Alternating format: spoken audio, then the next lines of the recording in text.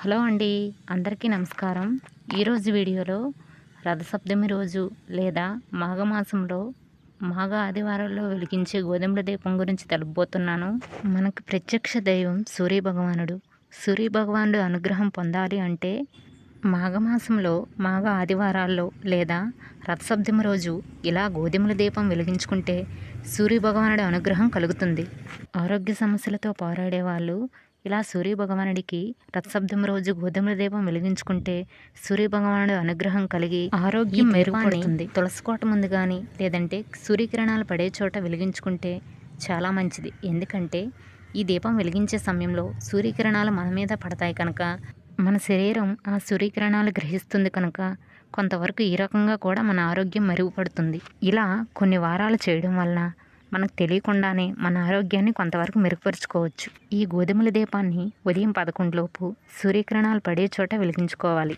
మనకి ఆరోగ్యం ఉంటే అష్టైశ్వర్యాలు ఉన్నట్టే కనుక సూర్యభగవానుడి అనుగ్రహం కోసం ఇలా ఈ గోధుమల దీపం వెలిగించుకొని ఆరోగ్యాన్ని మెరుగుపరుచుకోవచ్చు. అలాగే ఈ గోధుమల దీపాన్ని చక్కగా పేడతో కల్లాపి వేసి లేదా అలికి ఓ చిన్న ముగ్గు వేసుకొని ఆ ముగ్గుపై ఓ చిన్న పీఠం వేసుకోవాలి. అలాగే ఓ పెద్ద ప్రమిద తీసుకోవాలి. చిన్న ప్రమిదలు 2 తీసుకోవాలి. వీటికి చక్కగా పసుపు రాసుకొని గంధము కుంకుమ బొట్టులతో అలంకరించుకోవాలి. అయితే ఈ గోధుమల దీపం బయట అంటే సూర్యకిరణాలు పడే చోట వెలిగించుకునే అవకాశం అందరికీ ఉండకపోవచ్చు. అలాంటి అవకాశం లేనప్పుడు ఏం చేస్తాం, చక్కగా పూజా మందిరంలోనే వెలిగించుకుంటాం. సూర్యభగవానుడికి 7 సంఖ్య అంటే చాలా ఇష్టమట. అందుకోసమని ఈ దీపం వెలిగించేటప్పుడు 7 జిల్లుడాకులు తీసుకొని వాటిని చక్కగా కడిగి గంధము కుంకుమ బొట్లు పెట్టుకోవాలి. పెట్టుకున్న తర్వాత వాటిని ఇలా పేర్చుకొని వాటిపై ఓ పెద్ద ప్రమిద పెట్టుకుంటాము. అలాగే రథసప్తమి పూజలో సూర్యభగవానుడికి అక్కుపత్రాలంటే ఇష్టమట. అక్కుపత్రాలు అంటే 7 జిల్లుడాకులు, 7 రేగుపళ్ళు, 7 చిక్కుడాకులు ఉండేలా చూసుకుంటాం. అలాగే 7 చిక్కుడుగాయలతో రథం కూడా చేస్తాం. ఈ పెద్ద ప్రమిద నిండుగా గోధుమలు వేసుకుంటాము. గోధుమలు అంటే సూర్యభగవానుడికి ఇష్టం కనుక గోధుమల దీపాన్ని వెలిగించుకోవాలి. అలాగే సూర్యభగవానుడికి ఎరుపు పువ్వులంటే ఇష్టమట. అలాగే ఎరుపు రంగు కూడా ఇష్టమట. మనం ఈ పూజ చేసేటప్పుడు ఎరుపు రంగు దుస్తులు వేసుకునేటట్టు అలాగే ఎరుపు పూలు ఉండేటట్టు చూసుకోవాలి. అంటే మందారాలు, గులాబీలు ఇలా. సూర్యభగవానుడిని 12 రకాల పేర్లతో పిలుస్తారట. అందువలన 12 ఒత్తులు కానీ లేదంటే ఇష్టమైన 7 ఒత్తులు కానీ పెట్టి నువ్వుల నూనె వేసి ఈ దీపం వెలిగించుకోవాలి. అలాగే ఈ దీపం వెలిగించేటప్పుడు విఘ్నేశ్వరుడిని అలాగే సూర్యభగవాన్ని స్మరించుకుంటూ ఈ దీపం వెలిగించుకోవాలి. ఈ దీపం వెలిగించేటప్పుడు ఉపవాసం ఉండాలని ఏమీ లేదు కానీ ఉప్పు లేని భోజనం చేస్తే మంచిదట. అలాగే నాన్ వెజ్ కూడా తినకుండా ఉంటే మంచిది. రథసప్తమి పూజలో ఈ దీపం వెలిగించుకుంటే ప్రత్యేకించి దీపం ధూపం నైవేద్యం అవసరం లేదు. కానీ మాఘ ఆదివారాల్లో లేదంటే రథసప్తమి రోజు సూర్యకిరణాలు పడే చోట బయట వెలిగిస్తే మాత్రం ప్రత్యేకించి దీపం ధూపం నైవేద్యం సమర్పించాలి. సూర్యభగవాన్ని పూజిస్తే ఆరోగ్యం సిద్ధిస్తుంది అంటారు.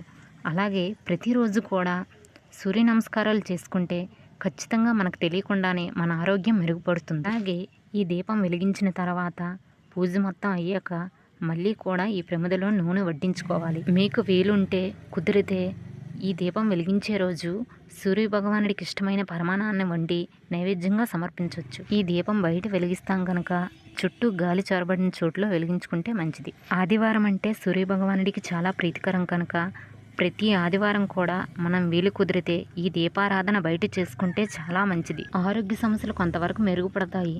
అలాగే చాలామంది ఇంట్లోనే ఉండడం బయటికి రాకపోవడం వల్ల చాలా వరకు వారి శరీరానికి సూర్యరశ్మి తగలకపోవడం వల్ల కొంతవరకు ఆరోగ్యం క్షీణించిపోతుంది. ఇలాంటి వాళ్ళు కొంత సమయమైనా బయట అంటే సూర్య ఆరాధన ఇలా దీపాలు వెలిగించడం వల్ల ఈ రూపంలో అయినా మన మీద సూర్యకిరణాలు పడతాయి కనుక కొంతవరకు ఆరోగ్యాన్ని సరిచేసుకోవచ్చు. ఈ ఛానల్లో రథసప్తమి పూజా విధానం కూడా ఉందండి, కావాలంటే చెక్ చేయొచ్చు. కొన్ని పూజలు పండగలు ఎందుకు పెడతారా అనుకుంటాం కానీ వాటి వెనక సైంటిఫిక్ రీజన్లు కూడా ఉంటాయి. నైవేద్యాలు ఎందుకు సమర్పిస్తారంటే మనం నార్మల్గా కొన్ని తినం కనుక ఈ నైవేద్యం రూపంలో కూడా తింటామని నైవేద్యం సమర్పిస్తారు. అలాగే ఇలాంటి పూజల మూలానైనా మనం కొన్ని పాటిస్తాం కనుక ఆ రకంగా కూడా మన ఆరోగ్యం కానీ ఇంకేదైనా కానీ మెరుగుపడుతుంది. ఈ దీపాన్ని కొన్ని వారాలు సంకల్పంగా తీసుకొని పెట్టుకుంటే మంచిదే. ఇలా ఏ పూజనైనా సంకల్పం తీసుకొని పెట్టుకుంటే ఖచ్చితంగా ఆచరిస్తాం, లేదంటే కొంచెం అశ్రద్ధ చేస్తూ ఉంటాం. ఈ 7 ఒత్తులు కానీ 12 ఒత్తులు కానీ కొంతమంది విడివిడిగా పెట్టి కూడా వెలిగిస్తారు, కొంతమంది మొత్తం కలిపి ఒకేలా ఇలా వెలిగిస్తారు. అయితే మీకు ఎలా వెలిగించుకోవాలంటే అలా వెలిగించుకోండి. ఓకే అండి, చూసారు కదా గోధుమల దీపం ఎలా వెలిగించుకోవాలో. Thank you for